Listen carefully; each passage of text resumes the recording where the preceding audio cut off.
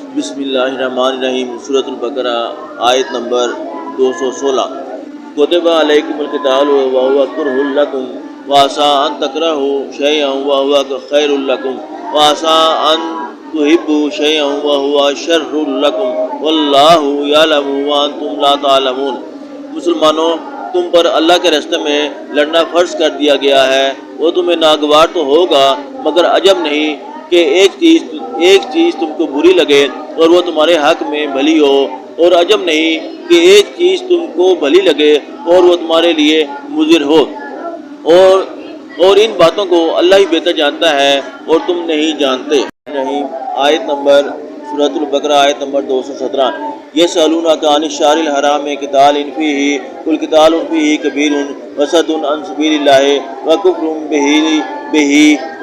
بہ والمسجد الحرام واخراج اہلہ منہ اکبر عند اللہ والفتنة اکبر من القتل ولا یزالون یقاتلونکم حتی یردوکم عن دینکم ان استطاعوا ومن یرتد منکم عن دینہ فیمت وہو کافر فاولئک حبطت اعمالهم فی الدنیا والآخرۃ واولئک اصحاب النار ہم فیہا خالدون۔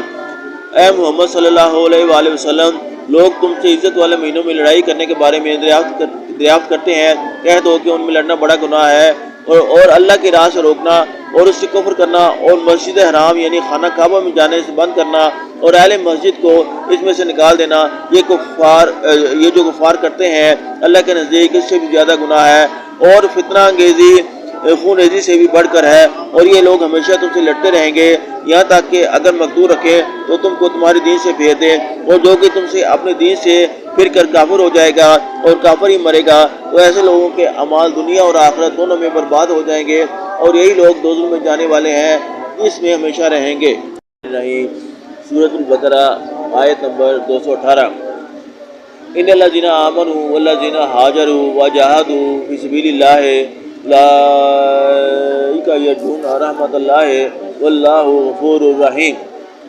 جو لوگ ایمان لائے اور اللہ کے لیے وطن چھوڑ گئے اور کفار سے جنگ کرتے رہے، وہی اللہ کی رحمت کے امیدوار ہیں، اور اللہ بخشنے والا اور رحمت کرنے والا ہے۔ بقرہ آیت نمبر 219۔ یسألونک عن الخمر والمیسر قل فیہما اسم کبیر ومنافع للناس واسمہما اکبر من نفعہما ویسألونک ماذا ینفقون قل العفو کذالک یبین اللہ لکم الآیات لعلکم تتفکرون۔ اے پیغمبر، لوگ تم سے شراب اور جوئے کا حکم دریافت کرتے ہیں۔ کہہ دو کہ ان میں نقصان بڑے ہیں اور لوگوں کے لیے کچھ فائدے بھی ہیں، مگر ان کے نقصانات فائدوں سے کہیں زیادہ ہیں، اور یہ بھی تم سے پوچھتے ہیں کہ اللہ کے راہ میں کون سا مال خرچ کریں۔ کہہ دو کہ جو ضرورت سے زیادہ ہو، اس سے اللہ تمہارے لیے اپنے احکام کھول کھول کر بیان فرماتا ہے تاکہ تم سوچو۔ آیت نمبر 220۔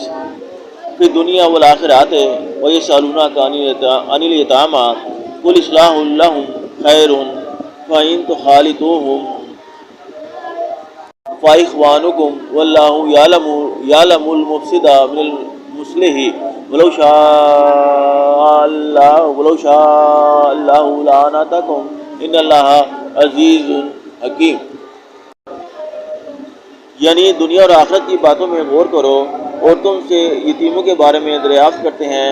کہہ دو کہ ان کی حالت کی اصلاح بہت اچھا کام ہے، اور اگر تم ان سے مل جل کر رہنا یعنی خرچ اکٹھا رکھنا چاہو تو وہ تمہارے بھائی ہیں، اور اللہ خوب جانتا ہے کہ خرابی کرنے والے کون ہیں اور اصلاح کرنے والا کون، اور اگر اللہ چاہتا تو تم کو تکلیف میں ڈال دیتا، بے شک اللہ غالب اور حکمت والا ہے۔